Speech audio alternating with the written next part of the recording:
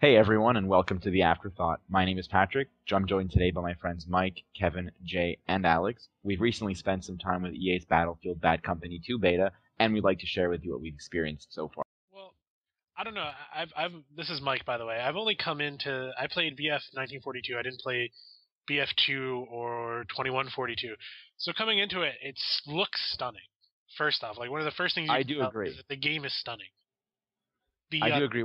I wasn't sure about wanting to play it at first when I saw the things, but then I watched the videos and the graphics are phenomenal. I think that's one of the main problems that we're seeing in the beta as well.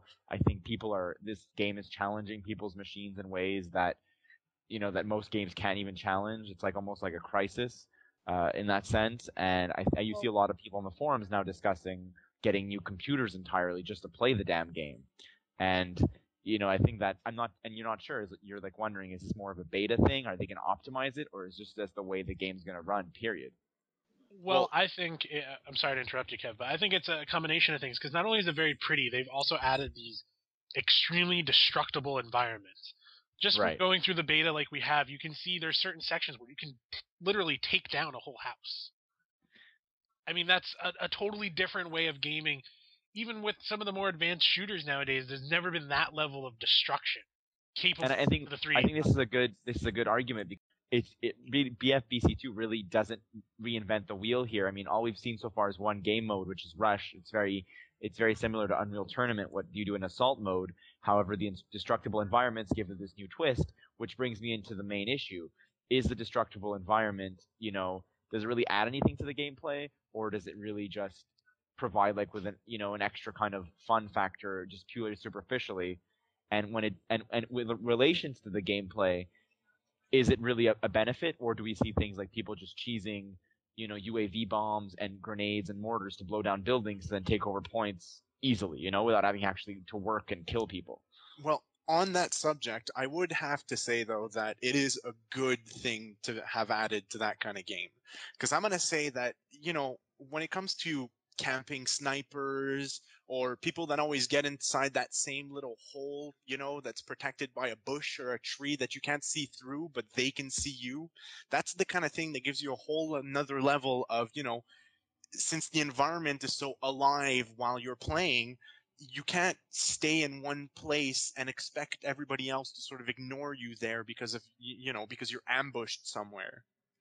Right, I totally understand, and you're right. Like the sniper behind the tree, you can freaking mow down the entire forest in the game, and then where's the sniper gonna hide now? And it's nice that they don't respawn. It's nice that they don't come back. It's just it's gone. It's gone for the whole game. And one thing I really loved about the rush mode is I like how as you progress through the map, you unlock more of the map. You kind of force the enemy back, and that makes it like it changes the battlefield every single time.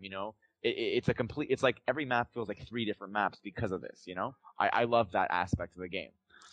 But now that brings us into the next issue, which is the C4 bombs, 40 millimeter grenades that are just completely ridiculous, or the tanks, staying stuck somewhere that can't be reached and just bombing the building until it's broken. Well, let me get into that real quick because something I realized when we were playing the other day, Pat, with us, you're coming down on the attacking team on the rush map, and you have an engineer puts down one anti-tank mine that you can't see.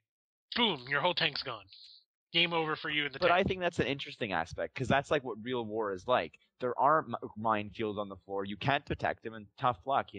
If you're stupid enough to drive a tank through the main road into an attack, you should expect that there's anti-tank mines. Now, on that end of things, I do agree with the game. I think that's interesting, and that's like using, like mines are just that's the nature of a mine. It's unpredictable. But what you see a lot of people doing in the rush mode is taking a UAV or taking a little buggy, throwing it full of C4, just kamikazing it into the point that you need to take, and it's an auto point take. Nothing, unless you see the guy coming a mile away and shoot him down, which is not always possible. I just think there are some heavy balancing issues in the beta, and Well, a lot of well, things are Pat, still let's get into broken. that real quick. I know Jay had this experience where you can unload a whole mag into somebody and then have them knife you right after. Oh God, don't get me started on that. Like any game where you can unload a full machine gun clip into a guy's chest and have him walk up and knife you is just unacceptable. Well, if you're getting that's shot in the chest, you won't have the power to put a knife into somebody. and I totally agree with you there. And there's two issues at play here, and I think both issues have been brought up on the beta forums and have been addressed by the developers. Issue number one is hit detection. Hit detection is currently awful. Sometimes you'll have a guy a meter in front of you, you'll be unloading into him, and you'll get no hit detection on the hits, and he'll just kill you. Issue number two is the power of guns.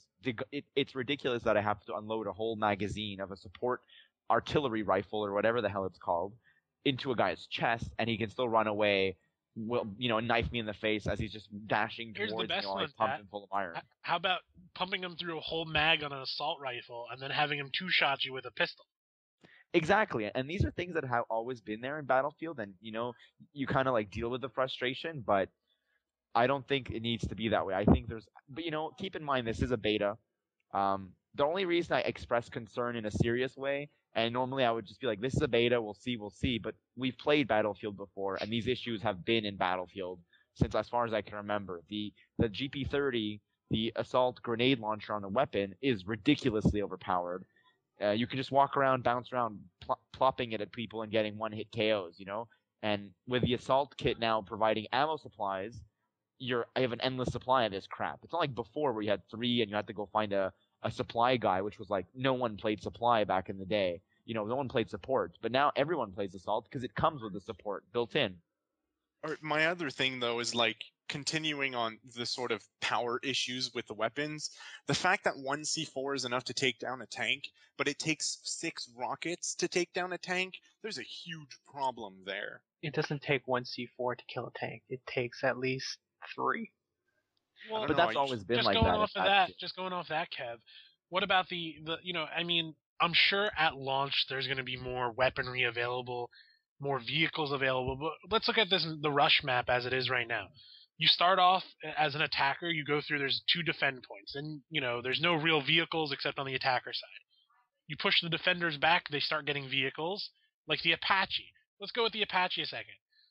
If what we see now is a taste of what anti-air is in the coming release, then it will be impossible to shoot down, aerial vehicles. It'll be impossible to take down helicopters.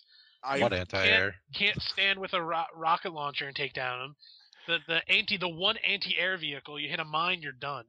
It's like No, air is it's like even the most worse. important thing in this game. It's even worse than that because I've actually, out of, I would say maybe 50 or 60 like perfect shots from a rocket launcher just because of, first of all, the curve of the rocket, which I do like the realism of, but it's so goddamn slow. And not only that, it's because the Apache is obviously going to be really high up, and once you shoot, there's no way of you to control where it's going. And yeah, there's that new little sort of the cannons there that you can actually shoot and sort of direct them, but that direction that you're giving to that missile, I've tested it a lot on different vehicles and whatnot. It's horrible. It's like as if it's close to you, you'll be able to sort of move it around. As soon as it gets a little far, you just dab down and it'll shoot straight down to the ground. Exactly. Well, the problem is none of that stuff in the game right now, at least in the beta, is designed for anti-air. None of the engineer rockets are meant to shoot down a helicopter. The rocket launchers on the ground are not designed to shoot the helicopters. The only thing that you can kill a helicopter with right now is the turret on a van.